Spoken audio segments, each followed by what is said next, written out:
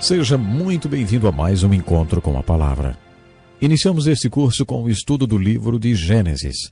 E hoje iniciaremos o estudo do último livro da Bíblia, o livro do Apocalipse. Muitos dos nossos ouvintes esperaram por esse livro desde que começamos a estudar a Bíblia. Existem várias razões para o livro do Apocalipse, entre todos os 66 livros da Bíblia, ter sido colocado como último livro. Uma das razões é que este é o livro mais difícil de ser entendido. O requisito básico para entender o Apocalipse está nos outros 65 livros da Bíblia. Veremos o porquê daqui a pouco.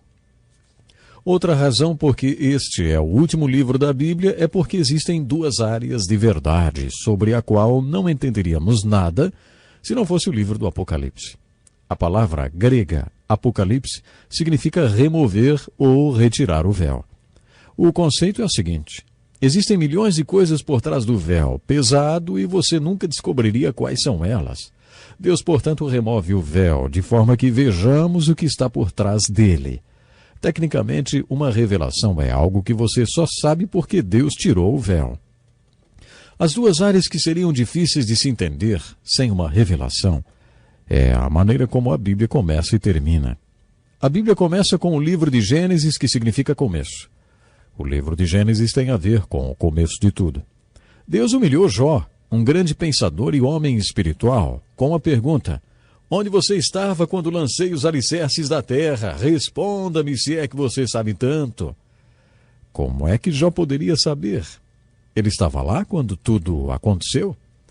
Como Jó ou qualquer outra pessoa poderia saber tanto assim sobre a criação? Ninguém estava lá. Nenhum cientista poderia saber. Para um cientista dar o seu parecer sobre um evento, ele tem que estar no local do evento, observar o fenômeno e fazer experimentos. A partir daí, ele pode tirar conclusões. A questão da criação, como um ato de Deus, foge do alcance de um cientista. Um filósofo pode filosofar a respeito do começo de tudo. Depois de um ano estudando filosofia, o curso foi concluído com a seguinte frase: eu não sei, você não sabe, ninguém sabe. Mas é inteligente pensar sobre isso. O filósofo dá sua opinião sobre a criação, reflete sobre o fenômeno e conclui com a visão agnóstica sobre o assunto. Ninguém sabe nada sobre isso, mas é bom pensar sobre o assunto.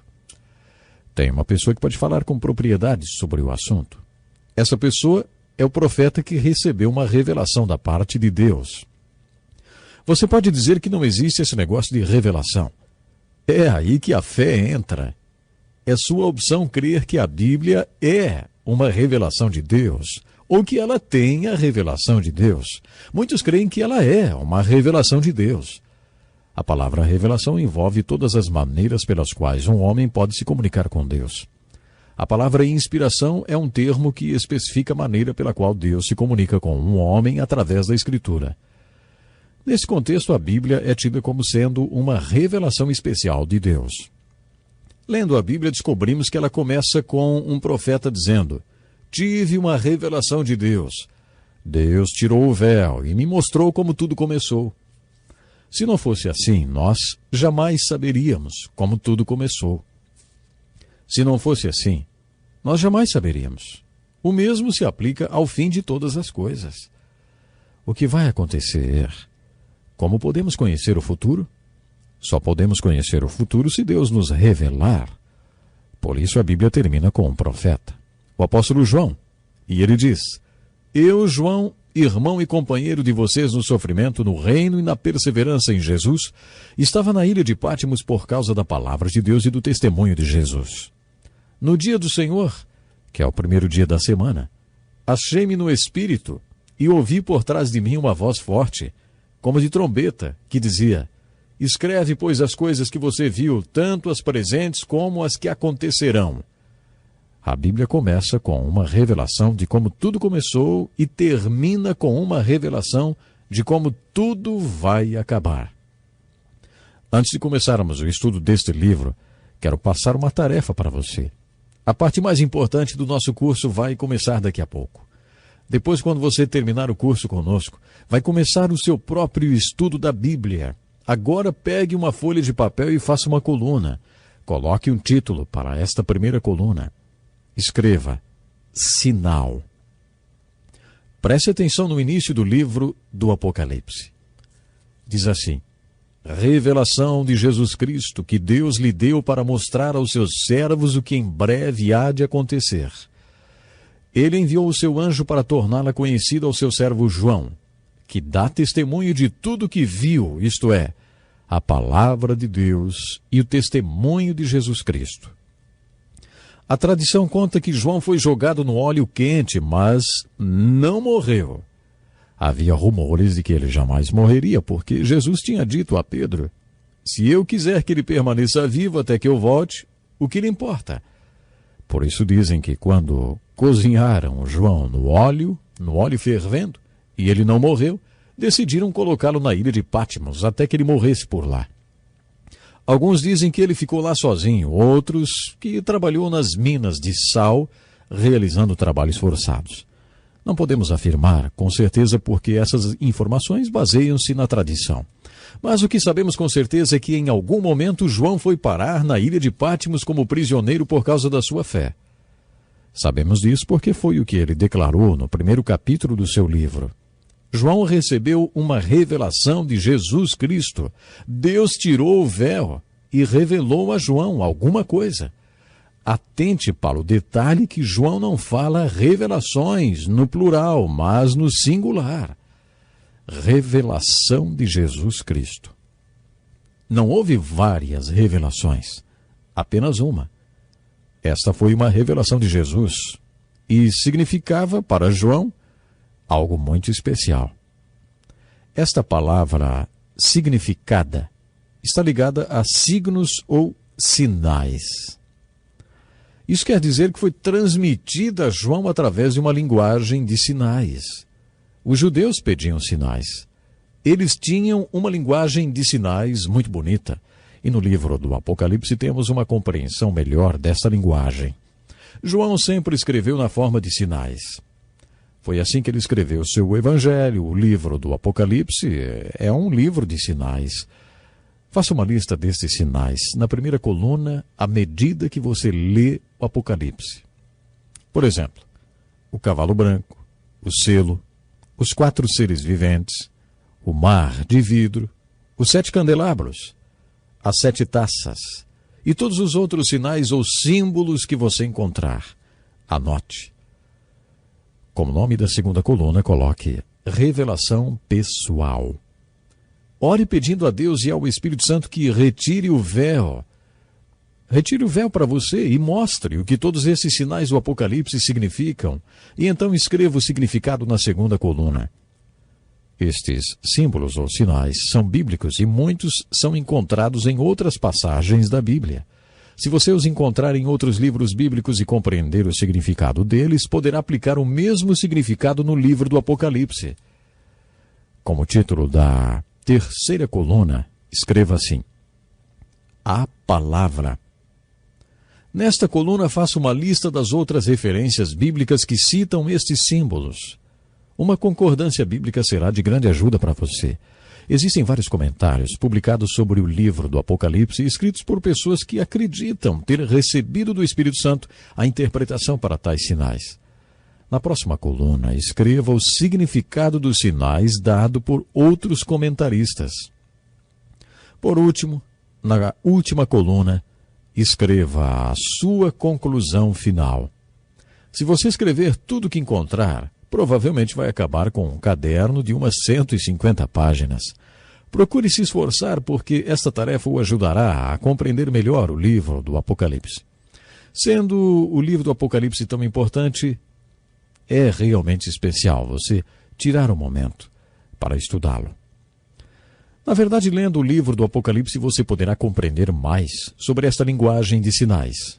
Esta foi a linguagem usada por Deus para se comunicar com o seu povo, e para decodificá-la são necessárias algumas chaves. Numa guerra, o inimigo sempre tem um código de mensagens e mensagens codificadas, que os especialistas tentam decodificar. Eu sugiro que você estude o livro do Apocalipse como se ele fosse uma mensagem codificada para o povo de Deus. Você vai precisar de algumas chaves para decodificá-la. A primeira chave é o Espírito Santo.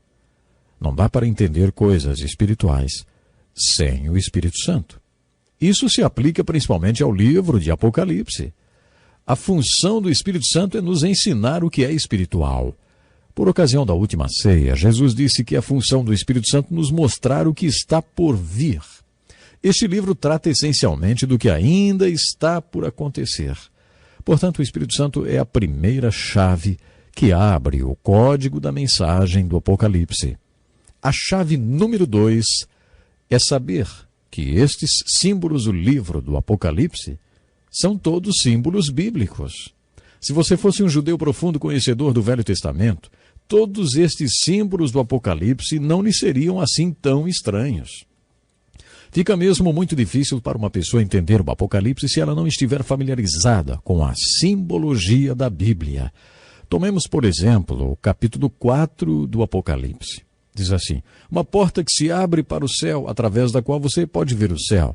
Bom, alguém está sentado num trono. Aquele que está sentado no trono, semelhante às pedras jaspe e sardônio. E ao redor do trono, um arco-íris como uma esmeralda. Se você fosse um judeu aprofundado nos conceitos do Velho Testamento, você se lembraria da descrição das vestimentas do sumo sacerdote. Isso no capítulo 28 do livro de Êxodo, usadas no tabernáculo do deserto e depois no templo de Salomão. O sumo sacerdote deveria usar uma estola com 12 pedras bordadas, uma para cada tribo de Israel. A primeira pedra era sardônio e representava a primeira tribo de Israel, a tribo de Ruben. A última pedra representando a 12ª tribo, a tribo de Benjamim, e era jaspe. A 7ª tribo era Judá e era representada pela pedra esmeralda. Todos esses nomes em hebraico têm um significado. Por exemplo, Ruben significa veja meu filho. Benjamim significa filho da minha mão direita. E Judá significa louvor. Por isso, quando a porta do céu se abriu, na linguagem simbólica foi dito assim, veja meu filho, filho da minha mão direita, louvai-o. Todo judeu aprecia muito esta linguagem de sinais. Bom, no próximo programa vamos continuar. Até lá. Seja muito bem-vindo a mais um Encontro com a Palavra. Se você está ouvindo esse programa pela primeira vez, saiba que ele é parte de um curso de estudo de todos os livros da Bíblia e já estudamos 65 dos 66 livros que a compõem. Hoje comentaremos sobre o último e talvez o mais difícil dos seus livros, que é o Apocalipse. E você é nosso convidado. O livro do Apocalipse é a revelação de Jesus Cristo. Observe, a revelação no singular. Esta revelação foi dada ao apóstolo João quando ele estava na ilha de Patmos e significada para João por um anjo. Quando falamos a palavra significada, nos referimos a signos, porque a mensagem da revelação de Jesus Cristo dada a João é uma mensagem para o povo de Deus em linguagem de sinais ou signos. É uma mensagem dada ao povo de Deus em códigos, e a única maneira do povo de Deus compreender essa mensagem é por meio de chaves que desvendam estes códigos. Já falamos sobre algumas dessas chaves e hoje falaremos sobre outras. Logo de início, quero dizer que nosso objetivo é fazer apenas uma introdução ao livro de Apocalipse no curto espaço de tempo que temos, um total de 7 programas. Futuramente faremos outro tipo de estudo mais analítico. O tipo de estudo que estamos fazendo agora é introdutório e oferece uma visão geral de cada livro da Bíblia, procurando mostrar como cada um deles se encaixa num todo. Esse estudo do Apocalipse visa dar uma visão geral deste livro e também mostrar como ele se encaixa com os outros 65 livros da Bíblia. No programa passado comentamos que a Bíblia começa com uma revelação sobre a qual não teríamos nenhuma informação se Deus não nos tivesse revelado. A palavra revelação tem o mesmo significado da palavra grega apocalipse, que significa remover o véu. A ideia é que existe uma verdade por trás do véu que você jamais descobriria se Deus não o removesse e não a revelasse. A primeira verdade que a Bíblia revela é referente à criação, ao começo de tudo. Como tudo começou, a Bíblia termina removendo outro véu e revelando outra verdade, a do futuro. Como tudo vai acabar? O que vai acontecer no fim de tudo? Sem uma revelação de Deus, jamais poderíamos saber a resposta. A frase "Eu sou o Alfa e o Ômega" aparece várias vezes no último livro da Bíblia. Seria a mesma coisa que dizer "Eu sou o A e o Z". A primeira letra do alfabeto grego é o Alfa e a última o Ômega. Portanto, dizer "Eu sou o Alfa e o Ômega" é a mesma coisa que dizer "Eu sou o início e o fim". Iniciamos nosso curso com o livro de Gênesis, que significa começo, e estamos no fim do nosso curso com o último livro da Bíblia. Neste livro temos a revelação do único Jesus Cristo, que é o começo e o fim, que era e é e sempre será o eterno Cristo. A revelação do começo e do fim está ilustrada para nós no 4º capítulo do Apocalipse. Entendê-la é uma das chaves para decodificar a mensagem deste livro. O livro do Apocalipse foi escrito numa linguagem de sinais, os símbolos. Quando estudamos os ensinos de Jesus, aprendemos sobre as parábolas, palavra composta por duas palavras gregas, balu, que significa jogar, e para, que significa ao lado de. A parábola é uma história ou ilustração jogada ao lado de uma verdade que tentamos ensinar. O que é um símbolo? Novamente vamos nos remeter ao grego para entender. Esta palavra também é composta pela palavra balo, que significa jogar. Só que agora vem acompanhada por um símbolo que significa do outro lado. Com o símbolo você tem uma ilustração ou uma história jogada do outro lado, com o objetivo de fazer você entender a verdade que está sendo ilustrada ou ensinada. O autor vai jogar estas ilustrações na nossa frente, diante das nossas mentes, para ilustrar uma verdade. O Apocalipse é um livro cheio de símbolos, verdades e ilustrações jogados diante das nossas mentes, porque o seu objetivo é revelar Jesus Cristo como ele era, como ele é e como ele sempre será. A primeira chave que mencionamos é o Espírito Santo. Não conseguimos entender nenhuma verdade espiritual sem o Espírito Santo. Isso é particularmente verdadeiro em relação ao livro do Apocalipse. Não conseguiremos entender a revelação do futuro sem a chave mestre, ou o Espírito Santo. De acordo com Jesus, a principal função do Espírito Santo é nos revelar as verdades espirituais referente ao que está para acontecer. João 16. Por isso, no que concerne ao futuro e aos fatos espirituais que ainda não se cumpriram, precisamos da chave mestra, o Espírito Santo. Com a chave mestra, o Espírito Santo, a próxima coisa que precisamos é perceber que todos os símbolos do Apocalipse são símbolos bíblicos. A chave para entender estes símbolos bíblicos é buscar outras ocorrências dele nas Escrituras. Se entendermos os significados destes símbolos em outras passagens da Bíblia, as chances de entendermos o significado deles no livro do Apocalipse serão bem maiores. Tendo isto em mente, comentaremos sobre o tema do Apocalipse e o começo e o fim. O sumo sacerdote no tabernáculo, no deserto e no templo de Salomão usava a estola sacerdotal, bordada com pedras que representavam as tribos de Israel. Essa ilustração está registrada no capítulo 4 do Apocalipse. Quando a porta do céu se abriu, foi visto um trono, e sobre ele alguém sentado com aspecto semelhante às pedras jaspe e sardônio. Também havia um arco-íris ao redor do trono, como uma esmeralda. Estas pedras preciosas eram joias que representavam as 12 tribos de Israel. Cada nome de tribo possui um significado, e a primeira joia representava a tribo de Ruben. A primeira tribo, que significava "Veja, meu filho". A última das 12 tribos era Benjamim, que significa "o filho da minha mão direita". A esmeralda representava a tribo de Judá, que significa louvor. Portanto, no capítulo 4 do Apocalipse, na visão do céu e do trono, nesta linguagem de sinais, a mensagem era: "Veja, meu filho, o filho da minha mão direita, louvai-o". Nos capítulos 4 e 5 observamos um louvor e uma adoração muito bonitos, e que Deus, o Pai, transfere o centro da adoração no céu dele para seu filho, o Cordeiro, com a aparência de ter sido sacrificado. Deus está dizendo: adorem meu filho por causa do que ele foi, do que ele é e do que ele sempre será. Adorem meu filho. Estou explicando isso para mostrar que os símbolos do Apocalipse são símbolos bíblicos e que é importante conhecer o significado destes símbolos bíblicos. Volte para o capítulo 28 de Êxodo e leia a descrição da estola sacerdotal. Aí você poderá entender o que estes símbolos bíblicos significam quando ler o Apocalipse. Estas pedras preciosas mencionadas junto com aquele que está sentado no trono no céu são símbolos bíblicos.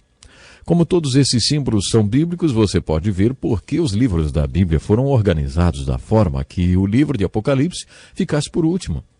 O pré-requisito para compreender o Apocalipse é entender os outros 65 livros da Bíblia. É por isso que fico espantado quando um recém-convertido diz que o primeiro livro da Bíblia que ele quer ler é o Apocalipse. Geralmente eles acabam não entendendo nada e dá para saber por quê, né? Isso acontece não só porque esses símbolos são criptográficos, mas também porque o pré-requisito básico para entendê-los é entender toda a Bíblia. Por isso acho que a posição do livro do Apocalipse na Bíblia é a mais apropriada. Eu gostaria de exemplificar esta chave usando outros símbolos. Observe, por exemplo, os seguintes versículos, Apocalipse 1:4, 4:5 e Apocalipse 5:6, que mencionam os 7 Espíritos de Deus. Diz assim: João, às 7 igrejas da província da Ásia, a vocês graça e paz da parte daquele que é, que era e que há de vir, dos 7 Espíritos que estão diante do seu trono. Do trono saíam relâmpagos, vozes e trovões. Diante dele estavam acesas 7 lâmpadas de fogo, que são os 7 Espíritos de Deus. Depois vinha um cordeiro que parecia ter estado morto em pé no centro do trono, cercado pelos 4 seres viventes e pelos anciãos. Ele tinha 7 chifres e 7 olhos, que são os 7 Espíritos de Deus enviados a toda a terra. O que são os 7 Espíritos de Deus? Você já tinha ouvido falar dos 7 Espíritos de Deus? Aquelas pessoas que estudam os números na Bíblia afirmam que o número 7 significa perfeição ou plenitude. Isso sugere que os 7 Espíritos de Deus são a expressão perfeita de Deus. Entretanto, muitos estudiosos acreditam que a expressão os 7 Espíritos de Deus nos remete às profecias de Isaías. Em Isaías 11, versículos 1 e 2, o príncipe dos profetas apresenta a profecia dos 7 Espíritos de Deus, cumprida pelo apóstolo João no Apocalipse. Um ramo surgirá do trono de Jessé, e das suas raízes brotará um renovo. O Espírito do Senhor repousará sobre ele. 1. O Espírito que dá sabedoria. Aí temos o 2. O entendimento. 3. O Espírito que traz conselho. 4. E poder. 5. O Espírito que dá conhecimento. 6. E temor do Senhor. Com estes são 7. Isaías estava falando que o Messias viria e quando ele viesse seria a expressão completa de Deus, que na sua essência é um Espírito. De acordo com Isaías, Jesus Cristo exemplificaria esse perfil de 7 características de uma vida que é verdadeiramente cheia do Espírito e controlado por Ele. Vocês já sabem que gosto de encerrar nossa aula lançando um desafio. Como o nosso tempo hoje já acabou, deixo com vocês o seguinte desafio. Na sua opinião, o que é um crente cheio do Espírito? O que é um pastor cheio do Espírito? Muitas pessoas responderiam minha pergunta dizendo que uma pessoa cheia do Espírito é aquela que, talvez, fale em línguas. Para mim, uma pessoa verdadeiramente cheia do Espírito ou controlada pelo Espírito é aquela pessoa que, pela graça de Deus, demonstra estas 7 manifestações espirituais, descritas no Apocalipse pelo apóstolo João e pelo profeta Isaías, no capítulo 11 de sua profecia, como os 7 Espíritos de Deus. A descrição perfeita destes 7 Espíritos, como Isaías profetizou, é a vida de Jesus Cristo. Quando o apóstolo Paulo ordenou, não se embriaguem com vinho, que leva à libertinagem, mas deixem-se encher pelo Espírito, ele estava falando sobre sermos iguais a Cristo. Por causa de alguns excessos, muitos seguidores de Cristo têm medo de ser crentes cheios do Espírito. Mas vocês acham que alguém deveria se sentir intimidado de manifestar estas 7 qualidades espirituais descritas pelo apóstolo João e pelo profeta Isaías? Então, o desafio é exatamente esse. Descubra exatamente o que é ser cheio do Espírito Santo. Você não gostaria de ser como Jesus Cristo? Você não acha que todos nós devemos procurar ser como Cristo? É que possamos ser verdadeiros imitadores do Senhor Jesus Cristo. E assim vamos ter uma vida vitoriosa cada dia da nossa existência. Meu desejo é que Deus possa lhe abençoar grandemente, principalmente que possamos estar preparados para o grande dia da volta do Senhor Jesus. Pense nisso e até o próximo programa. Como é bom estarmos juntos para mais um encontro com a palavra. Seja bem-vindo. Estamos quase no final do nosso curso, estudando agora o último livro, que é o livro Apocalipse. No último programa falamos sobre a expressão os 7 Espíritos de Deus, que aparece 3 vezes no livro do Apocalipse, nos capítulos 1, versículo 4, no capítulo 4, versículo 5 e no capítulo 5, versículo 6. Dentro do simbolismo também são citadas 7 lâmpadas de fogo, os 7 candelabros diante do trono, representados aí os 7 Espíritos de Deus. Eu gosto particularmente do capítulo 5, versículo 6, que diz assim: Depois vi um cordeiro que parecia ter estado morto em pé no centro do trono, cercado pelos 4 seres viventes e pelos anciãos. Ele tinha 7 chifres e 7 olhos, que são os 7 Espíritos de Deus enviados a toda a terra. Estudiosos afirmam que chifres na Bíblia representam poder e olhos, sabedoria. Por isso João está dizendo que o cordeiro que parecia ter sido morto é uma expressão completa do Espírito de Deus que expressa o poder e a perfeita sabedoria de Deus. Quando Jesus Cristo foi sacrificado como um cordeiro, sua morte foi uma expressão da sabedoria perfeita e do poder de Deus. Ele que parecia ter estado morto eram os 7 Espíritos de Deus vindos ao mundo, expressão da essência de quem é, do que Deus é. Portanto, quando Jesus morreu na cruz, ele foi uma expressão completa do Espírito de Deus. No final do último programa, comentamos sobre a profecia de Isaías, fonte bíblica do simbolismo usado pelo apóstolo João no livro do Apocalipse, quando se referia aos 7 Espíritos de Deus.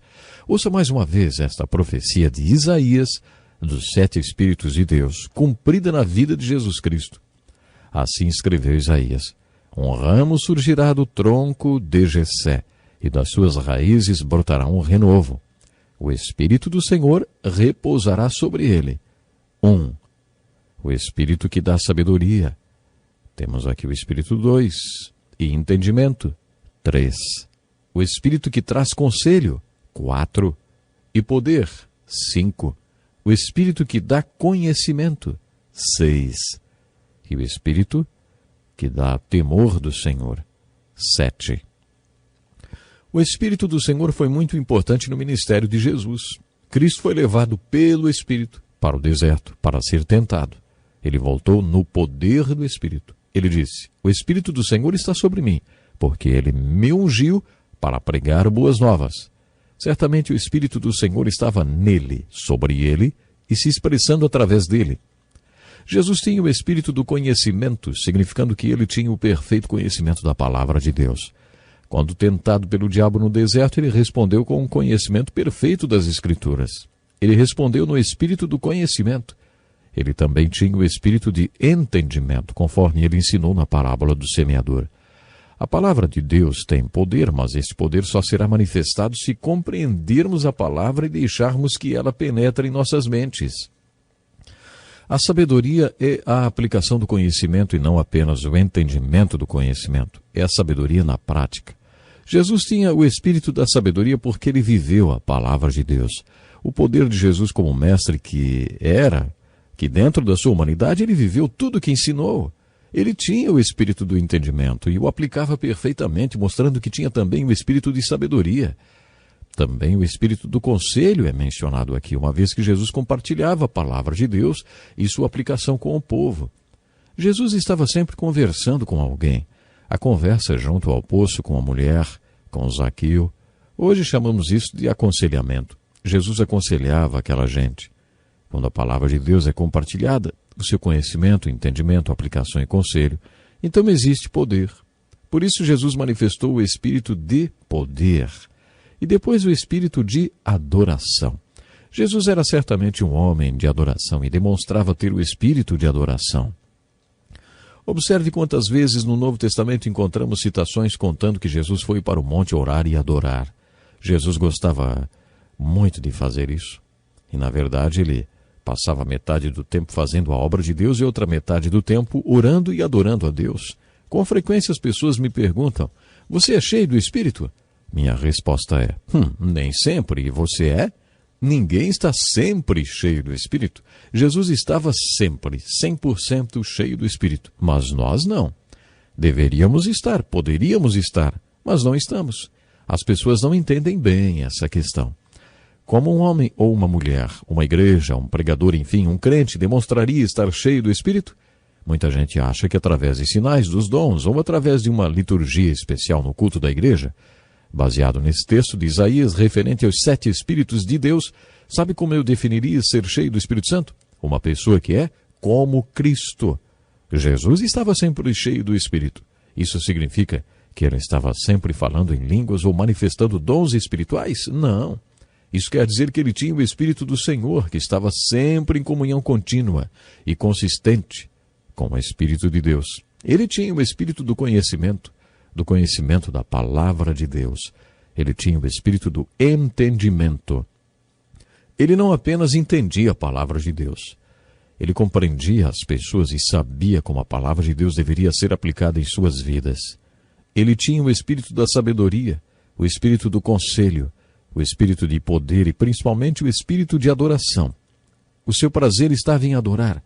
Jesus é o exemplo nas Escrituras do símbolo que aparece várias vezes no Apocalipse, os 7 Espíritos de Deus. Lemos no capítulo 4, versículo 1, que João recebeu um convite. Suba para cá e lhe mostrarei o que deve acontecer depois dessas coisas. Era uma voz como de trombeta que o conduziu até lá. Estamos diante de mais um símbolo, não estamos? Qual é a primeira coisa que você espera que aconteça quando a série de eventos que chamamos de segunda vinda de Jesus Cristo começar? A primeira coisa que espero que aconteça é o toque da trombeta. Adoro música e o som da trombeta, mas creio que nunca ouvi uma trombeta como a que ouviremos naquele dia, que dará início aos eventos que compõem a segunda vinda de Cristo. Muitos acham que o primeiro acontecimento será o arrebatamento da igreja. Não. Primeiro ocorrerá o chamado, o toque, a trombeta. Algumas pessoas acham que a voz como de trombeta que chamou João para subir e depois o tomou para vislumbrar o trono é o símbolo bíblico referente ao arrebatamento da igreja. João vê um mar de vidro em frente ao trono. Esse também é um símbolo bíblico. Tanto no tabernáculo como no templo de Salomão havia o lavatório para lavagem e limpeza. Você está lembrado que quando o sacerdote ia para o lugar santo, enquanto o pecador esperava do lado de fora, ele passava primeiro pelo altar da purificação, onde colocava o sacrifício do pecador, você se lembra? Enquanto acontecia aquela oferta ao Senhor, ele ia para o lavatório semelhante a uma grande bacia, onde de maneira cerimoniosa ele se lavava. A mensagem desse ato é: lave-se antes da adoração. Ou, quem pode subir à presença de Deus? Aquele que tem suas mãos limpas. A mensagem do lavatório era que você deve se limpar antes de, como pecador, aproximar-se do Deus Santo. Observe que na passagem do Apocalipse, o mar é como cristal. Em outras palavras, está solidificado. Aprendemos com o livro de Hebreus que a água representa a purificação que todos nós precisamos para nos aproximar de Deus. Jesus disse a Pedro e a João que aqueles que passaram pelo banho da purificação não precisam nascer repetidas vezes quando pecam. Você não precisa de outro banho de purificação cada vez que peca. É como se você tivesse tomado banho no banheiro público e no caminho para casa tivesse pisado em alguma coisa e sujasse o seu pé. Chegando em casa, você não vai precisar tomar banho outra vez, mas só lavar os pés. Então isso já o deixará limpo outra vez. Essa nova lavagem dos pés é representada pelo lavatório. Você não pode se aproximar do trono de Deus sem antes passar pelo lavatório. No Apocalipse, esta água do lavatório está solidificada, porque este vidro ou cristal representa uma purificação permanente. A purificação nunca é permanente nesta vida. Precisamos de purificação contínua. Quando Jesus lavou os pés dos apóstolos, disse a Pedro: olha, se eu não os lavar, você não terá parte comigo. Jesus quis dizer que não haveria comunhão entre eles. Ao que Pedro então respondeu: então, Senhor Jesus, não apenas lave os meus pés, mas também as minhas mãos e a minha cabeça. Ele já exagerou, né? Bom, mas esse era Pedro. Esta ideia de não ter comunhão comigo sem uma purificação contínua é ilustrada nas Escrituras através do lavatório. Não podemos nos aproximar de Deus sem passar pelo lavatório, sem a purificação contínua. Mas no livro do Apocalipse, ela é o mar de vidro, representando uma purificação completa e permanente, para sempre limpo. No capítulo 5 encontramos outro símbolo, um livro perfeitamente selado com 7 selos, e ninguém que conseguia abri-lo. Isso nos remete ao livro de Ruth. Você está lembrado que Boaz precisou assumir todas as dívidas de Ruth, as dívidas que Ruth tinha, e então trazê-la de volta casando-se com ela? Quando isso acontecia, as dívidas da mulher eram seladas num rolo, num livro. E o parente redentor não podia abrir o livro, o rolo, até que provasse estar habilitado para resgatá-la. Só depois disso ele saberia o quanto tudo lhe custaria. O que vemos no 5º capítulo do Apocalipse é que não havia ninguém qualificado para cumprir o papel de redentor, até que foram ouvidas as boas novas. Não chore! Eis que o leão da tribo de Judá, raiz de Davi, venceu para abrir o livro e os seus 7 selos. Jesus quebrou os selos e abriu o livro. Ele viu o quanto lhe custaria para nos redimir e pagou o preço. Quando a porta do céu se abriu no capítulo 4 do Apocalipse, lemos que havia 4 tronos e 24 anciãos sentados neles. Estes anciãos representam a liderança do povo de Deus. Temos aqui outro símbolo bíblico. Você está lembrado que Davi dividiu o sacerdócio de forma que sempre havia 24 sacerdotes de plantão? Segundo os estudiosos, estes 24 anciãos representam a liderança do povo de Deus. Alguns dizem que eles representam os 12 apóstolos e as 12 tribos, mas isso pode ser deduzir demais. O conceito que eles representam é o de liderança. Esses anciãos tinham coroas de ouro porque eram vitoriosos. Usavam roupas brancas porque se mantiveram puros até o fim. Tinham harpas, o que significa que eram adoradores. E tinham taças de ouro cheias de incenso, representando as orações do povo. Estes anciãos eram vitoriosos e se conduziram bem até o fim, porque eram adoradores e porque os santos estavam orando por eles. Esta é a chave para que tudo vá bem até o fim. Gosto de repetir para enfatizar. Todos esses símbolos são símbolos bíblicos. Procure entender o que eles significam no primeiro texto em que aparecem na Bíblia e depois você conseguirá entender os significados deles no Apocalipse. Programe-se para estar conosco no próximo encontro com a Palavra. Deus lhe abençoe de uma forma especial. Seja bem-vindo a mais um encontro com a Palavra. Este é o 4º programa dedicado ao estudo do último livro da Bíblia, a revelação de Jesus Cristo, o livro do Apocalipse. Entendemos que o último livro da Bíblia é uma mensagem em código de Deus para o seu povo, e para que essa mensagem seja compreendida, são necessárias algumas chaves que desvendem o código. A primeira chave é a chave mestra, o Espírito Santo. A segunda é entender que estes símbolos ou sinais no livro do Apocalipse são sinais bíblicos. Se você procurar a ocorrência do símbolo que aparece no Apocalipse em outras referências bíblicas e entender o significado naquele contexto, terá grandes chances, com a ajuda do Espírito Santo, de entender o seu significado também no livro do Apocalipse. A terceira chave que o ajudará a desvendar o código desta mensagem está relacionada com as características do Apocalipse. Este livro possui 22 capítulos. E é importante entender como eles estão organizados e como o livro está estruturado. Alguns dos nossos objetivos com este curso são o de mostrar com os livros da Bíblia como eles estão organizados. Dar uma visão geral de cada um deles, além de enfocar o tema central de cada livro. Mas o objetivo, que está acima de todos estes, é buscar a aplicação da verdade ensinada em cada um dos livros da Bíblia para a sua vida. Agora que estamos estudando o livro de Apocalipse, gostaria que todos estes objetivos fossem atingidos. A maioria dos evangélicos acredita na chamada interpretação futurista do livro do Apocalipse. Eu acredito. Se você não acredita, vai ficar no escuro, porque a única interpretação do Apocalipse que compartilharei com você será futurista. No capítulo 1, versículo 19, quando o apóstolo João teve sua experiência na ilha de Patmos, recebeu a seguinte instrução: escreva, pois, as coisas que você viu, tanto as presentes como as que acontecerão. Este versículo nos mostra qual é a característica básica deste livro e estava ordenando que João escrevesse tudo o que viu. Esta experiência de João na ilha de Patmos foi impressionante. Todos os grandes homens de Deus na Bíblia tiveram uma experiência marcante com ele. Jacó lutou com um anjo. Enquanto Isaías tinha seus momentos devocionais no templo, houve um grande terremoto. Foi então que ele viu o rei sobre o altar. Isaías viu o Senhor. Podem acreditar, esses homens tiveram experiências tremendas com Deus.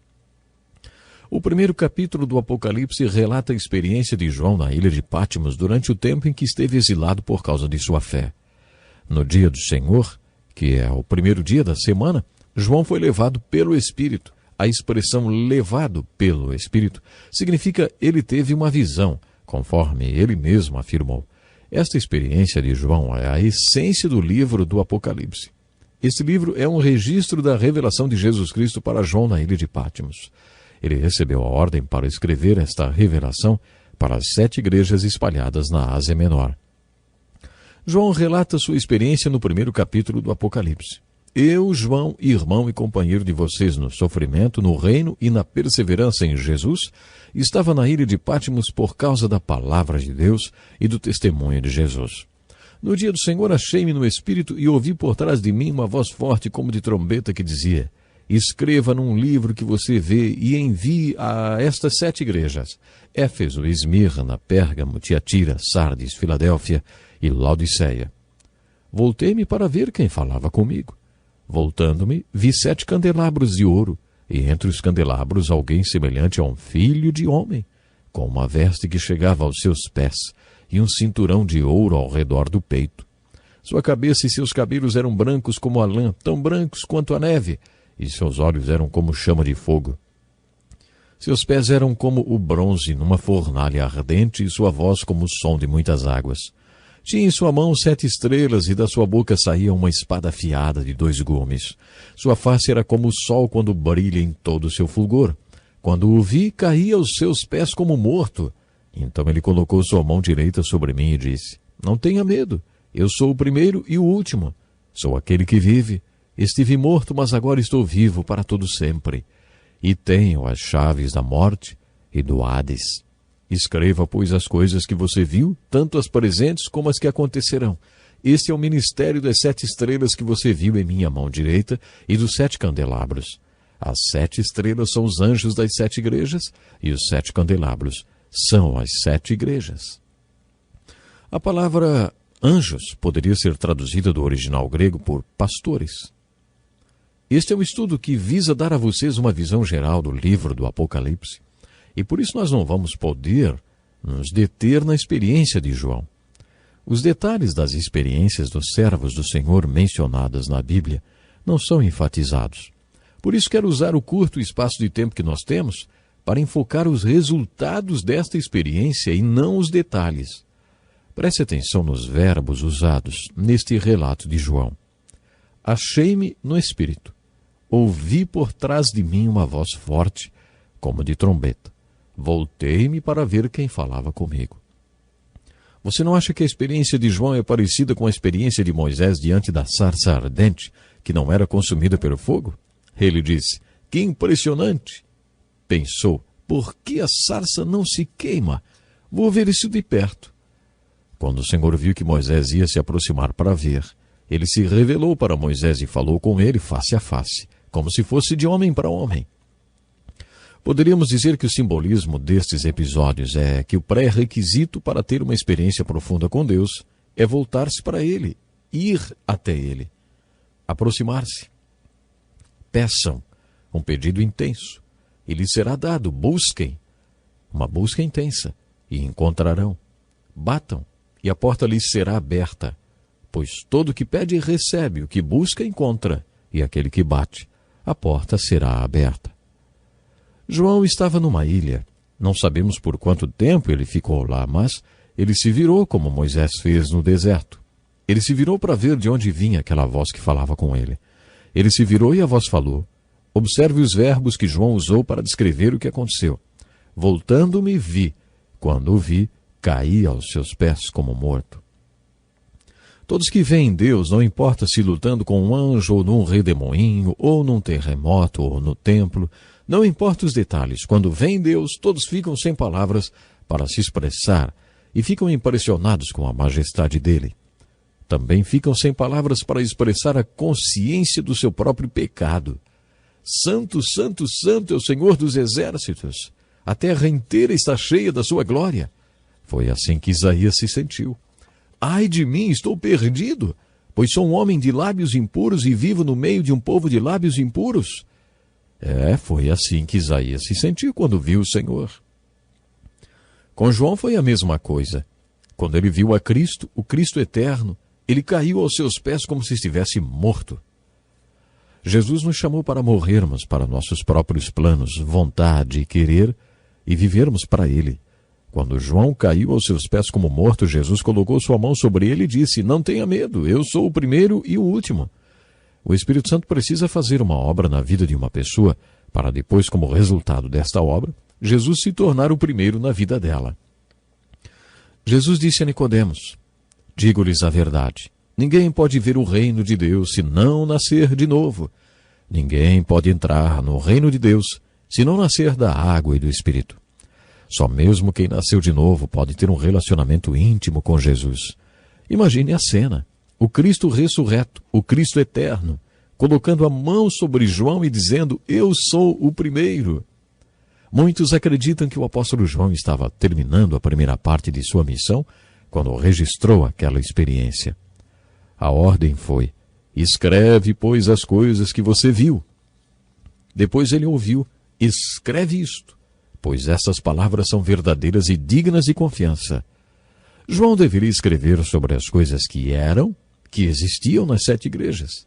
Estas igrejas Éfeso, ou Efésios, Esmirna, Pérgamo, Tiatira, Sardes, Filadélfia e Laodiceia, eram as igrejas que existiam naquele tempo. As cartas para estas 7 igrejas estão nos capítulos 2 e 3. Por isso, muitos acreditam que João acabou a segunda parte da sua missão depois que escreveu as cartas para as igrejas registradas nos capítulos 2 e 3. As cartas para as 7 igrejas na Ásia Menor deveriam ser lidas como uma oração e aplicadas de maneira devocional na vida da igreja e em nossa vida particular. O autor destas cartas não foi um instrumento para escrever como foram os autores das cartas de Efésios, Colossenses, Filipenses, Tiago e 1 e 2 Pedro, que também foram cartas a igrejas.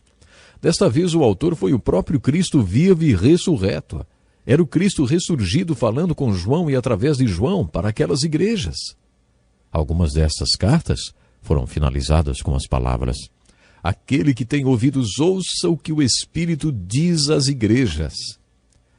No capítulo 1, lemos que João viu 7 candelabros de ouro e Cristo no meio deles.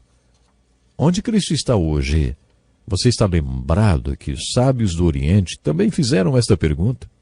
Onde está o Rei dos Judeus? A resposta é: ele está no meio das igrejas.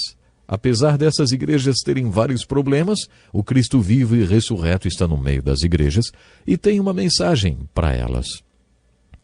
Para a igreja de Éfeso, Jesus disse: "Você abandonou o seu primeiro amor." Isso me intriga porque quem tomava conta desta igreja era Timóteo. Paulo disse em suas cartas que Timóteo era um pastor cheio de amor e por isso foi enviado por Paulo para cuidar da igreja. É interessante observar que a igreja pastoreada por Timóteo tivesse que ouvir essa repreensão, né? Arrependa-se e pratique as obras que praticava no princípio. Se não se arrepender, virei a você e tirarei o seu candelabro do lugar dele.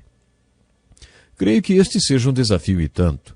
Se você acha que é uma pessoa através de quem Deus ama as pessoas, lembre-se que você pode perder a experiência de ser um veículo através do qual Cristo ama aqueles que Ele deu para que você amasse com o amor dele.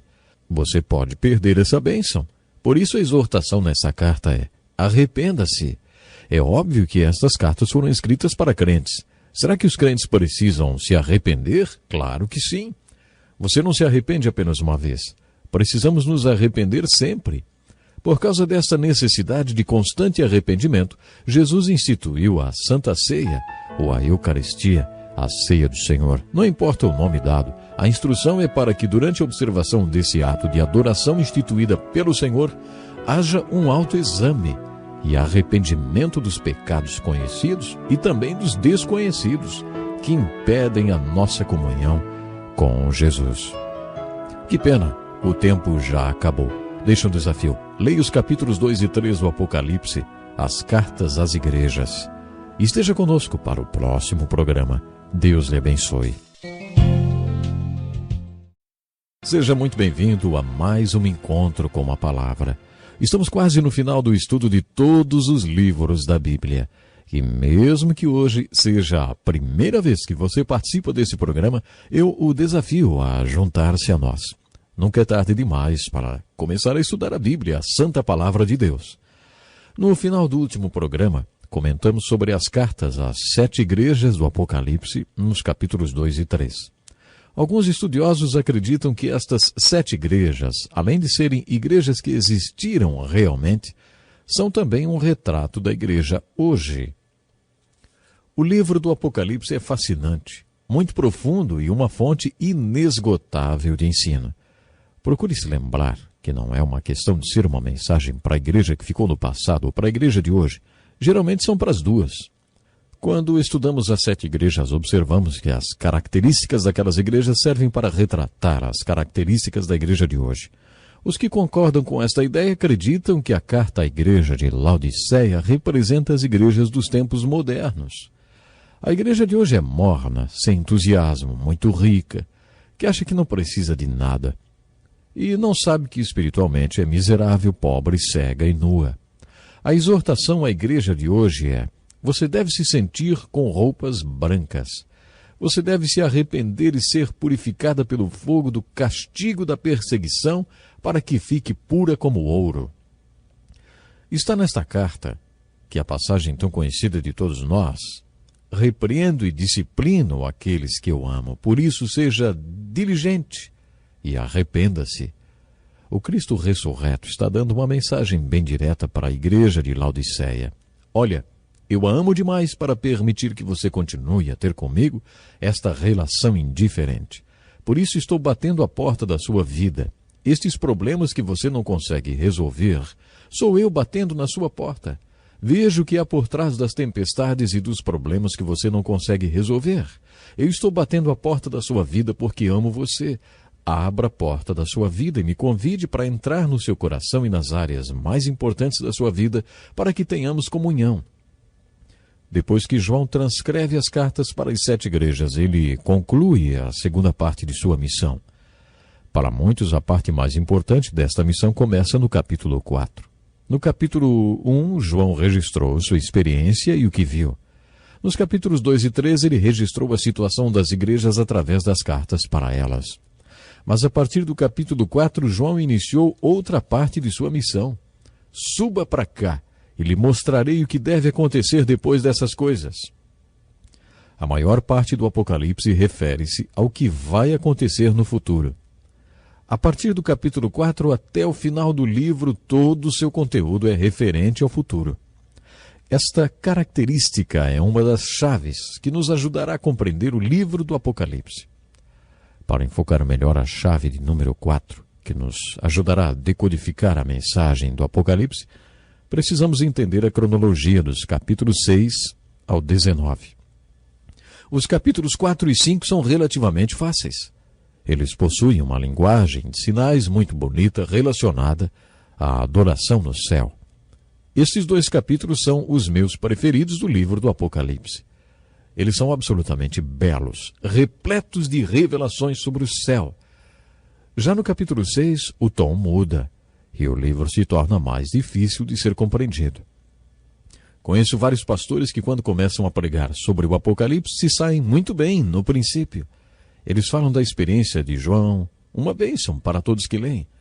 Depois falam sobre as cartas para as igrejas, sobre como são semelhantes às outras cartas às igrejas do Novo Testamento e como são repletas de aplicações práticas. Eles gostam de dissertar bastante sobre o capítulo 2 e 3. Uma vez, eu estava dando um estudo sobre Apocalipse e uma senhora me perguntou: escuta, você vai falar sobre alguma coisa além do capítulo 3? Estou começando a ficar cansada dessas cartas às igrejas. Quando chegamos no capítulo 6, fica difícil interpretar o texto. Conheço um pastor que estava dando um estudo sobre o Apocalipse já pela metade do capítulo 7. Ele estava lendo uma passagem e todo mundo acompanhava a leitura na própria Bíblia. Quando ele terminou, perguntou: e vocês querem saber o que tudo isso significa? Todo mundo olhou para ele e alguém disse: não entendi nada. Achei tão franca a resposta. Realmente, depois do capítulo 6, é muito difícil interpretar esse livro. Peça ao Espírito Santo para ajudar você a interpretar essa parte difícil do Apocalipse. Procure entender a cronologia existente nos capítulos 6 a 19. A série de eventos que compõem a segunda vinda de Cristo abrange um período muito longo. Existe muito tempo envolvido desde o primeiro acontecimento até o último. A duração desse tempo depende da interpretação e da ordem cronológica que você adota. Estes eventos precisam ser organizados em ordem cronológica, mas isso é muito difícil de ser feito. De qualquer forma, independentemente da ordem que você acha que eles vão acontecer, o tempo de duração da sequência desses eventos é muito longo. Dentro deste leque de eventos que compõem a segunda vinda de Cristo existe a chamada Grande Tribulação, que durará 7 anos e constitui-se um dos eventos mais rápidos. Jesus falou no Sermão do Monte das Oliveiras, em Mateus capítulo 24 e 25, sobre uma grande tribulação. Porque haverá então grande tribulação como nunca houve desde o princípio do mundo até agora, nem jamais haverá. Se aqueles dias não fossem abreviados, ninguém sobreviveria, mas por causa dos eleitos, aqueles dias serão abreviados. Houve períodos na história da igreja que o sofrimento foi tão grande que alguns pensaram que já era grande tribulação. Talvez se você tivesse passado por alguma guerra, rodeado de fome, perseguição e matança, você também acharia que estava vivendo a grande tribulação. Mas quando Jesus descreveu a grande tribulação, ele afirmou que se aqueles dias não fossem encurtados milagrosamente, não sobreviveria ninguém. Você já assistiu a algum filme que tenta retratar o fim do mundo? Eu vi o filme The Day After. Este filme tenta retratar o que seria um holocausto termonuclear. Poderíamos dizer que este filme dá uma ideia da grande tribulação. A grande tribulação é o assunto dos capítulos 6 a 19 de Apocalipse. Alguns estudiosos acreditam que ela durará 7 anos. Os capítulos 6 a 19 enfocam este período. A grande tribulação está ilustrada nesta parte do Apocalipse através dos julgamentos. No capítulo 6, lemos sobre a abertura do primeiro selo. E toda vez que um selo é aberto, um julgamento terrível e impressionante acontece. Depois acontecem os julgamentos das trombetas. 7 trombetas, e isso quer dizer que é um julgamento completo e perfeito. Cada vez que uma trombeta toca, acontece um julgamento. Os selos são abertos no capítulo 6, as trombetas tocam nos capítulos 8 e 9. Depois, no capítulo 16, temos 7 taças e todas elas derramam. Cada vez que uma taça derrama, mais um julgamento acontece. Há muitas razões porque parte do Apocalipse é difícil de ser entendido pela maioria das pessoas. Ele pode ser difícil para algumas pessoas porque é assustador e nós não gostamos de ler sobre um futuro assustador. Ai, ai, ai. É isso que ouvimos com todos esses julgamentos. Ai, ai, ai. O Apocalipse não ajuda a combater a depressão. Por favor, não recomende a leitura do Apocalipse para ninguém que esteja sofrendo de depressão. Este não é um livro muito animador. Um dos fatores que dificultam a leitura do Apocalipse é saber se estes 3 tipos de julgamentos dos selos, das trombetas e das taças são 3 períodos distintos de julgamento. Eles são consecutivos, mas separados? Será que estes períodos de julgamento vão piorando? Difícil afirmar. Eu pessoalmente acho que os julgamentos são consecutivos e que ficarão mais intensos no decorrer dos 7 anos de duração da grande tribulação. Se você acha que está complicado, agora é que as coisas começam a ficar difíceis. Há informações ou comentários sobre os 3 tipos de julgamentos, sobre a descrição deles. Os capítulos 7, 10 a 15 e 17 a 19 não estão em ordem cronológica. Imagine que você, que não é muito familiarizado com óperas, assista à apresentação de uma ópera. Imagine que você receba o programa da ópera e descubra que ele está totalmente fora da ordem cronológica, ou ainda que o programa não tenha nada a ver com a ópera em si. Você procura a programação do primeiro ato, mas ela está no lugar do terceiro ato, ou talvez errado, esteja relacionado ao segundo ato, enfim. Você não acha que deste jeito ia ficar bem difícil de entender qualquer coisa dessa ópera? Pois é justamente com algo assim que você vai se deparar no estudo dos capítulos relacionados aos julgamentos. Preste atenção na ilustração que o teólogo Charles Ryrie fez desta parte do livro do Apocalipse. Imagine que você esteja participando de um jantar no qual um homem comece a contar uma história da viagem de férias que fez com sua mulher 7 anos atrás. Você sabe que as mulheres são muito melhores contadoras de histórias do que os homens, não sabe? Ele começa dizendo que foi na 2ª semana de julho, e ela interrompe. Ei, não, pode ter sido na 2ª semana de julho, porque sua mãe quebrou a perna na 2ª semana de julho, lembra? Ah, foi na 1ª. O homem, muito paciente, continua a narração.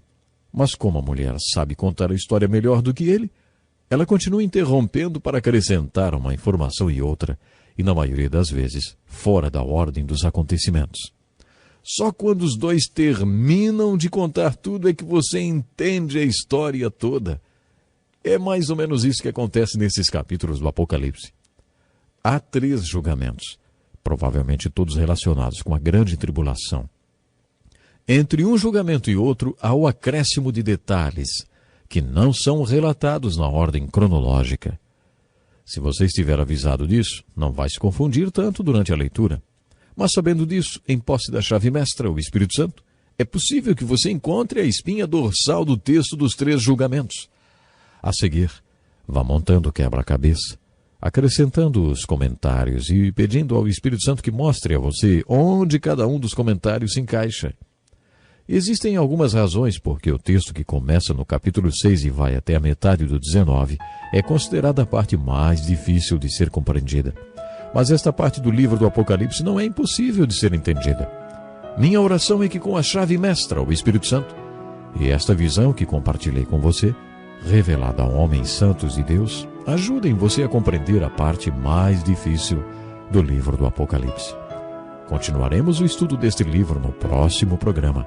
Então, até lá, Deus lhe abençoe de uma forma especial e vamos nos preparar para a vinda do Senhor Jesus. Seja muito bem-vindo a mais um encontro com a palavra. Para algumas pessoas, os últimos programas parecem ser o fim de uma longa jornada. No encontro com a palavra, desenvolvemos um estudo introdutório e panorâmico de todos os livros da Bíblia, buscando uma aplicação devocional, pessoal e prática de tudo que aprendemos.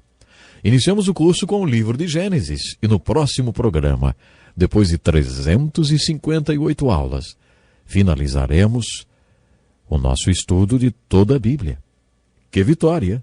Mas ainda não acabamos. Este é o penúltimo programa.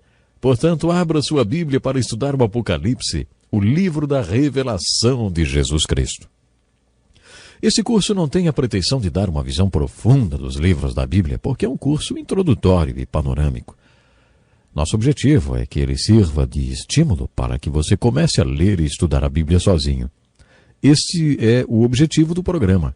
O que realmente importa é que você busque a palavra de Deus e que Deus abra a palavra para você. Vamos voltar ao livro do Apocalipse. Já comentei que o livro do Apocalipse é como se fosse uma mensagem codificada de Deus para seu povo, e para decodificar esta mensagem você precisa de algumas chaves. A chave mestra é o Espírito Santo. A segunda chave é saber que todos os sinais, símbolos ou signos que aparecem no Apocalipse são bíblicos. A terceira chave é a própria estrutura do livro do Apocalipse, a forma como ele é organizado. João recebeu uma missão dividida em 3 partes. A primeira parte foi: escreve, pois, as coisas que você viu. No capítulo 1, João relatou sua experiência na ilha de Patmos. E nos capítulos 2 e 3, João escreveu as cartas para as 7 igrejas, cumprindo a segunda parte da sua missão. Depois ele recebeu outro comando: suba para cá, lhe mostrarei o que deve acontecer depois destas coisas. A revelação agora estava relacionada a coisas futuras. E essa parte da missão de João foi do capítulo 4 até o final do livro. Foi a parte mais difícil de sua missão.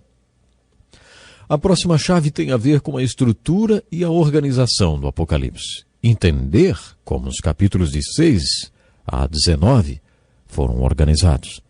Isso é muito difícil e por isso gastamos tanto tempo no último programa falando sobre este assunto. Se você entendeu tudo o que falei no último programa, vai gostar da próxima chave. Compreender a cronologia dos fatos e dos julgamentos descritos nos capítulos de 6 a 19 é descobrir a espinha dorsal desse texto. É muito difícil ensinar sobre o Apocalipse sem usar um quadro de anotações. Bom, mas em relação a conhecer a cronologia, a ordem destes acontecimentos, devemos ser humildes e nos lembrar do que Jesus disse, né? Quanto ao dia e à hora ninguém sabe, nem os anjos dos céus, nem o Filho, senão somente o Pai. De acordo com Jesus, ninguém sabe o dia nem a hora do fim. Nem os anjos, nem mesmo o Filho de Deus, apenas o Pai sabe.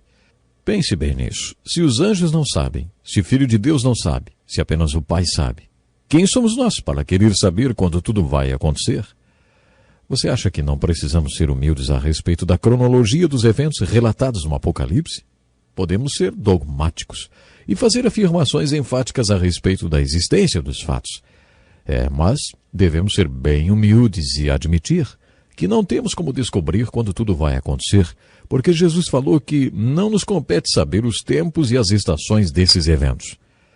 Um desses eventos é o arrebatamento da igreja, depois a grande tribulação sobre a terra e a segunda vinda de Cristo, quando ele voltará para a terra com sua igreja para reinar. Muitos acreditam que o reino de Jesus sobre a terra durará mesmo 1000 anos. Qual é sua posição teológica a esse respeito? Você é pré-milenista e acredita que Cristo vai voltar antes do reino milenar? Ou você é pós-milenista e acredita que Jesus voltará no final do milênio? Bom, antes da Primeira Grande Guerra, as pessoas acreditavam que o mundo seria cada vez melhor, até que começasse o reino. Mas isso foi antes da Primeira Guerra, da Segunda, da Guerra da Coreia, da Guerra do Vietnã, Guerra do Golfo, e de todas as guerras quentes e frias e dos rumores de guerra. A visão pós-milenar é mais aceita hoje, porque todo mundo vê que as coisas não estão ficando melhores com o tempo. Agora, se você não acredita que o milênio vai acontecer, então você é amilenista. Devemos ser humildes e não ficar deduzindo quando exatamente os eventos descritos no Apocalipse vão acontecer. A chave número 6 é ler o livro do Apocalipse a fim de adorar e não de entender. Isso é muito importante. Existe uma promessa para aqueles que leem esse livro e permanecem nos seus ensinos. Há muitas coisas difíceis no livro do Apocalipse, mas há coisas fáceis de serem entendidas, principalmente as cartas às igrejas, que são tão fáceis de serem aplicadas na nossa vida e na vida da igreja como qualquer outro texto do Novo Testamento. Por outro lado, outras coisas não conseguimos entender, mas devemos obedecê-las da mesma maneira. Procurando ser consistente com o objetivo deste curso, procure ler o livro do Apocalipse, buscando a aplicação pessoal e prática desse livro. Qual é o seu objetivo ao estudar o último livro da Bíblia, hein? Será que é para ser um especialista no Apocalipse? Sabemos que todos os símbolos deste livro podem ser interpretados porque o anjo explicou a João que cada um deles tinha um significado. Pense nisso. Gostaria de ser um mosquitinho para ver o anjo explicando a João o significado de todos estes símbolos. É claro que deve ter sido uma experiência e tanto para aquele profeta.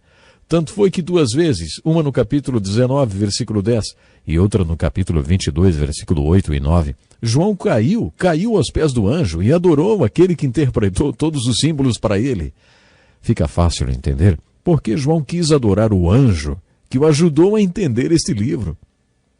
O anjo disse: "Não faça isso. Sou servo como você e seus irmãos, os profetas, e como os que guardam as palavras deste livro. Adore a Deus." O Evangelho de João é todo dedicado a dizer quem é Jesus. Mas, de acordo com este anjo, o Evangelho de João não é o único livro da Bíblia a falar sobre Jesus Cristo. Como já destaquei várias vezes, Jesus abriu as Escrituras para os apóstolos quando lhes disse, no capítulo 24 de Lucas, que tudo que foi escrito na lei, os profetas e os salmos, tudo converge para ele. A Escritura foi um livro fechado para os apóstolos até que Jesus compartilhou a revelação do livro santo com eles. A Escritura se abriu para os apóstolos quando Jesus lhes contou que ele é o propósito e o espírito de toda profecia A mesma verdade que este anjo estava compartilhando com João e que serviu como uma chave para a compreensão do último livro da Bíblia e de todos os seus outros livros também. Vocês não acham que esta é uma ótima descoberta a respeito das profecias? Poderíamos achar que João tinha compreendido toda a mensagem, mas um pouco mais tarde, no capítulo 22, a gente lê o seguinte, ó. Eu, João, sou aquele que ouviu e viu estas coisas. Tendo-as ouvido e visto, caí aos pés do anjo que me mostrou tudo aquilo para adorá-lo. Mas ele me disse, não faça isso, sou servo como você e seus irmãos, os profetas, e como os que guardam as palavras deste livro. Adore a Deus. Isso determina claramente o propósito da leitura do Apocalipse, que absolutamente não é entender, mas ver Jesus. Por isso, adore o Jesus que você vê e adore a Deus. Caia com o rosto em terra, como João fez no primeiro capítulo do Apocalipse, e adore a Deus. Adore a Deus e não a interpretação sobrenatural, profunda e bela da linguagem de sinais da revelação de Jesus Cristo. Quem pode dizer que é um especialista no livro do Apocalipse? O propósito da leitura deste livro não é formar doutores no livro do Apocalipse, mas ver Jesus, que é o espírito e o propósito de toda a profecia, e depois adorar a Deus. Deixe que o Apocalipse aumente o seu temor e adoração a Deus. Esta é a sexta chave que o ajudará a entender o Apocalipse. A chave número 7 é fazer a você mesmo a pergunta: por que Deus revelou estas coisas a respeito do futuro? Por que Deus remove o véu? Por que Deus nos revelou como foi a criação? Não foi porque Ele nos devia alguma explicação.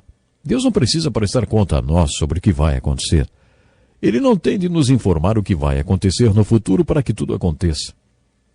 Afinal, por que Deus no livro de Gênesis nos contou como foi a criação e como vai ser o futuro no livro do Apocalipse? Observe isso. Por toda a Escritura, encontramos informações sobre o futuro que nos desafiam a viver uma vida santa e de temor a Deus, uma vez que tudo ao nosso redor vai ser consumido. Jamais se renda, meu irmão. Jamais admita a derrota. Continue trabalhando firme na obra do Senhor, porque o seu trabalho não será em vão. Meus queridos, nós já somos filhos de Deus, mas o que seremos no futuro ainda está para ser revelado. Tudo o que sabemos é que quando Ele for revelado, seremos como Ele, porque o veremos como Ele realmente é. Todo aquele que carrega esta esperança deve se manter puro, deve tentar viver uma vida pura, assim como Cristo é puro. 2 Pedro 3, 1 Coríntios 15, 1 João 3. Sabe, a aplicação parece ser a seguinte: à luz de tudo que estava por trás do véu, referente ao que está por acontecer, qual é o tipo de vida que devemos ter nesse mundo? Que tipo de pessoas devemos ser? Essa é a lição e a aplicação que deve ficar em nossas mentes quando lemos o livro de Apocalipse. Lembre-se que o propósito de Deus com o livro do Apocalipse não foi nos tornar doutores em assuntos futuristas. Deus quer que a nossa vida hoje seja transformada diante de tudo que Ele revelou no último livro da Bíblia. Você sabia que muita gente já se converteu a Cristo por causa do livro de Apocalipse? Muitas passagens deste livro que falam sobre o futuro e sobre o que vai acontecer no mundo têm sido usados por Deus de maneira poderosa para que pessoas creiam em Cristo Jesus. Muitos crentes têm sido desafiados e edificados pela leitura deste livro e por passagens do Apocalipse. Bom, mas infelizmente, o tempo de hoje já se foi. Como sempre, eu deixo um desafio. Ao ler o livro do Apocalipse, pergunte a Deus por que Ele está revelando para você como será o fim da história da humanidade e a segunda vinda de Cristo. Este é um assunto para você ter em mente até o nosso próximo encontro com a palavra, e eu estarei esperando por você. Deus lhe abençoe grandemente e que o Senhor nos ajude a estarmos preparados para o grande dia, o dia da sua vinda. Até o próximo programa. Seja bem-vindo a mais um encontro com a palavra. Não fique preocupado não, esse não é o último encontro com a palavra, mas a última das 365 aulas dedicadas ao estudo introdutório e panorâmico de todos os livros da Bíblia. Iniciamos o curso com o livro de Gênesis e, com a aula de hoje, finalizaremos o estudo do último livro da Bíblia, o livro do Apocalipse. Gostaria de agradecer a todos que têm participado assiduamente dos nossos programas. Não importa de quantas aulas você já participou, lembre-se que este é um estudo introdutório e panorâmico dos livros da Bíblia.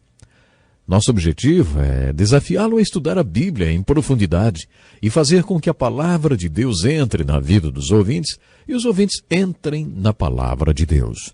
Quando isso acontece, aqueles que ainda não tinham fé acabam se convertendo e os já convertidos são chamados para uma variedade de ministérios, conforme a vontade e o propósito de Deus em salvá-los. Dedicamos os últimos programas ao estudo do livro do Apocalipse e as chaves que ajudam a decodificar a mensagem de Deus para o seu povo. Uma das chaves é tomar cuidado quando olhamos por trás do véu e vemos o que vai acontecer na vida eterna. A Bíblia fala sobre a vida além da sepultura usando uma linguagem de sinais e símbolos. O que a palavra de Deus quer dizer quando Deus nos fala sobre o céu e o inferno, ruas de ouro e fogo eterno? Afinal, o que tudo isso significa? Se Deus não nos revelar como será a vida eterna, não temos como descobrir. Não temos nenhuma informação sobre como será a vida eterna, porque não temos nenhuma comunicação com essa dimensão da vida.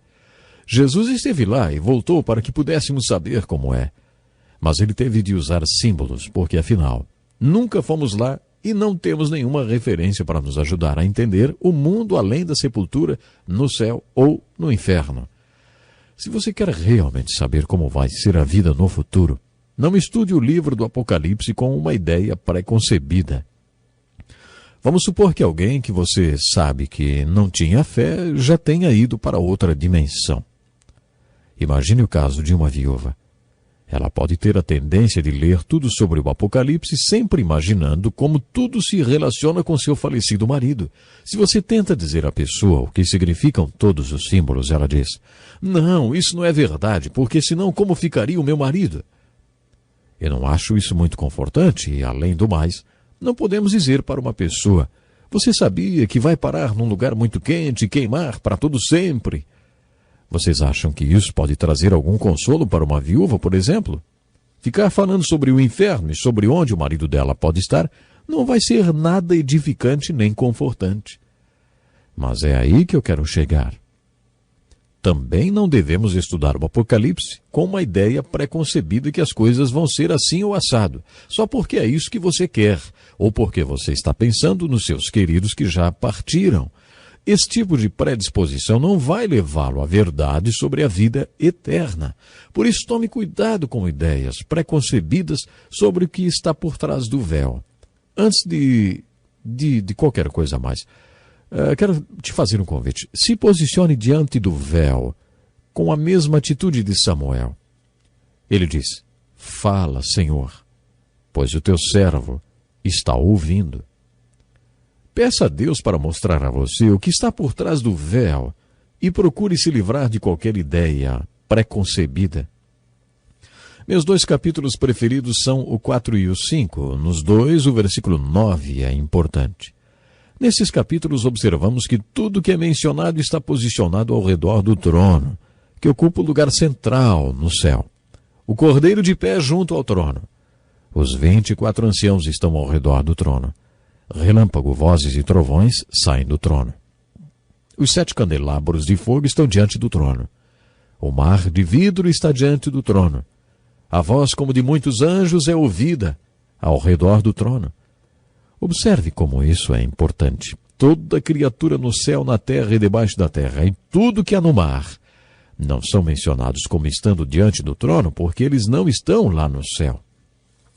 Ouça um trecho destes capítulos, diz assim: "Depois ouvi todas as criaturas existentes no céu, na terra, debaixo da terra e no mar, e tudo que neles há, que diziam: Aquele que está sentado no trono e ao Cordeiro sejam o louvor, a honra, a glória e o poder para todos sempre." assim como todo mundo no céu. Eles também estão adorando o Cordeiro, mas não estão ao redor do trono. Isso é muito importante. Paulo diz no 2º capítulo de sua carta aos Filipenses assim: para que ao nome de Jesus se dobre todo o joelho nos céus, na terra e debaixo da terra, e toda língua confesse que Jesus Cristo é o Senhor, para a glória de Deus Pai. Muitos podem dizer: então quer dizer que no final todo mundo se salva. Essas pessoas acreditam que na próxima dimensão as pessoas que morreram como incrédulas acabarão sendo forçadas a se ajoelhar e a confessar que Jesus Cristo é o Senhor, e isso acabará salvando-as. Esse ensino é chamado de universalismo. O universalismo é uma filosofia muito comum hoje em dia, que tem se espalhado pela Europa e por outras partes do mundo. Eu não acredito que seja isso que o livro do Apocalipse revela por trás do véu. Todo joelho se dobrará, sim. Toda língua confessará, sim. E todas as criaturas no inferno, todos confessarão que Jesus Cristo é Senhor, porque é isso que glorifica a Deus Pai. Mas eles não estão posicionados ao redor do trono. Eles não estão lá. Esta verdade é impressionante. Estes 2 capítulos retratam um cenário muito bonito. Imagine todas essas multidões, eles cantavam um cântico novo. Eu gosto muito de música. O povo de Deus sempre foi marcado pela música usada para expressar o inexprimível. Quando os filhos de Israel atravessaram o Mar Vermelho, cantaram o cântico de Moisés numa explosão de alegria. Esta era a única forma de expressar todo o júbilo que estavam sentindo. Davi conta que Deus nos deu o milagre da música para que pudéssemos louvá-lo. Sempre passamos pelas suas portas com ações de graça e nos seus átrios com hinos de louvor, porque é impossível estar diante de Deus e não louvá-lo. Cantar na presença de Deus é um ato involuntário. Acho que Deus nos deu o dom da oração e o louvor do céu para que possamos expressar aquilo que seria inexprimível com a nossa oração comum. Mas estas não são as únicas maneiras que temos para manifestar o louvor inexprimível. Quando você chegar no céu, ao redor do trono, não vai ouvir a música dentro dos padrões que conhecemos hoje em dia. Deus vai nos dar um cântico novo. Eu amo música. E mal posso esperar para experimentar esse tipo de música na vida eterna e cantar de uma maneira ainda desconhecida por todos, que expressará o inexprimível. A verdade mais impressionante a respeito do Apocalipse é que existem 2 possibilidades: o céu ou o inferno. Os símbolos mais bonitos conhecidos pela mente humana são usados para descrever o céu, e os mais terríveis para descrever o inferno. Os meus 2 capítulos preferidos descrevem santos ao redor do trono de Deus cantando um cântico novo. Isto é lindo. Ao mesmo tempo, há pecadores saudando o Cordeiro que está no trono, mas eles o estão saudando lá do inferno e não do céu. Isso é impressionante. Deus iniciou seu diálogo com o homem no livro de Gênesis, capítulo 3, com a pergunta: onde está você? Onde você está nesse momento? Deus nos ama e começa seu diálogo conosco perguntando: onde está você? Um dia estaremos num lugar para sempre. Seremos santos cantando um novo cântico ao redor do trono de Deus no céu, ou seremos pecadores saudando o Cordeiro lá do inferno. Estaremos num desses 2 lugares. E como Deus nos ama tanto, Ele pergunta hoje, onde está você? Porque onde você está hoje determinará onde você estará na eternidade. Determinará onde você estará saudando o Cordeiro. Se do céu, junto com ele, ou se do inferno. Assim como foi com o homem rico na parábola do homem rico e Lázaro, nossa posição também será irrevogável. Uma vez que você estiver lá, não poderá passar para o outro lado. O importante é que hoje você pode escolher aonde vai passar a eternidade. E agora chegamos à chave número 10. O livro do Apocalipse possui 2 histórias contadas simultaneamente, uma no céu e outra na terra. Hoje sabemos que nossa mente é capaz de pensar mais rápido do que falamos. Uma pessoa rápida fala cerca de 100 palavras por minuto, mas nossas mentes podem processar entre 300 a 400 palavras por minuto. Por isso, quando ouvimos uma palestra, ficamos facilmente entediados. Nossa mente é capaz de acompanhar a projeção de 18 slides diferentes ao mesmo tempo, porque sua mente processa as informações muito rapidamente. Pense no livro do Apocalipse como uma literatura multimídia, em que temos simultaneamente uma história no céu, nos capítulos 4, 5, 19, 20, 21 e 22, e ao mesmo tempo uma história na terra, nos capítulos 6, 8, 9, 19 e 20. Os capítulos 19 e 20 falam da terra e do céu. Eles se dividem ao meio.